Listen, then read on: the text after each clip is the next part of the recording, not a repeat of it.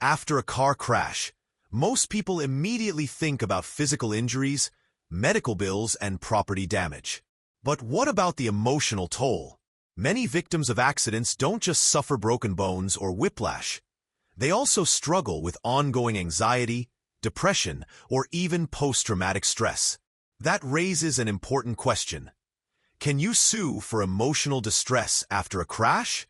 The answer is yes, but there are some very important details you need to understand.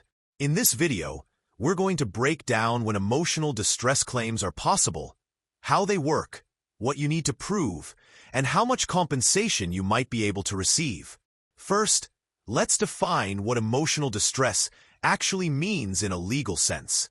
Emotional distress is considered a form of non-economic damage, meaning it doesn't have a straightforward dollar value like medical bills or lost wages.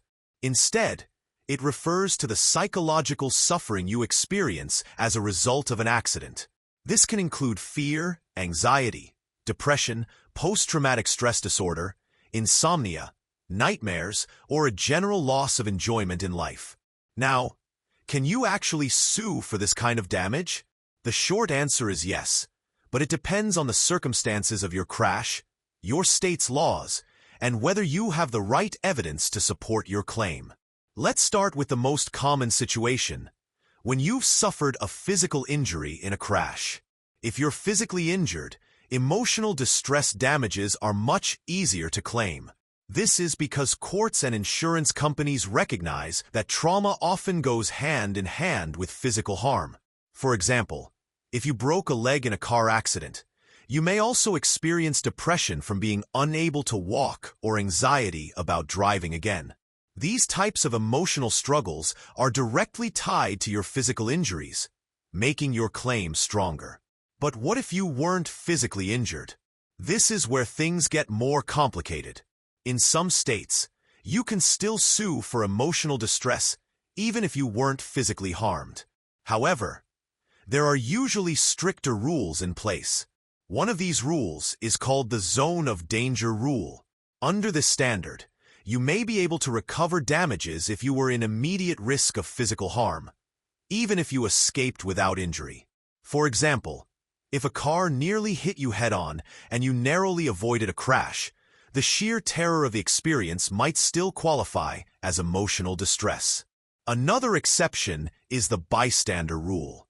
Some states allow claims for emotional distress if you witnessed a close family member suffer serious injury or death in a crash, even if you weren't physically harmed yourself. For example, imagine you were in a car accident where your spouse was severely injured. Even if you walked away unharmed, the emotional suffering of witnessing that event could still be considered compensable. Next, let's talk about what kind of evidence you need to support an emotional distress claim. Unlike a medical bill, which clearly shows how much you spent, emotional suffering is much harder to measure. This is why documentation is absolutely critical. Medical records from a psychologist, psychiatrist, or therapist are some of the strongest pieces of evidence you can present. Consistent notes that detail your anxiety, depression, or post-traumatic stress symptoms can help prove your case. Expert testimony is also very important. A mental health professional who can explain how the crash directly caused your emotional issues can add significant weight to your claim. Witness statements from family, friends, or coworkers can also support your case if they've noticed a change in your behavior, such as withdrawal from social life, difficulty concentrating, or mood swings. So, how much compensation can you actually receive for emotional distress? The answer varies widely. Factors include the severity of your distress, whether it is temporary or long-term, whether you also suffered physical injuries, the extent of those injuries, and of course, the insurance policy limits and the laws in your state. For instance, someone suffering temporary anxiety that goes away in a few months may receive a smaller payout than someone diagnosed with severe PTSD that affects their ability to work and live normally for years. It's also important to know that states have very different laws regarding emotional distress. Some states follow what's known as the impact rule. This means that in order to sue for emotional distress, you must have suffered a physical injury.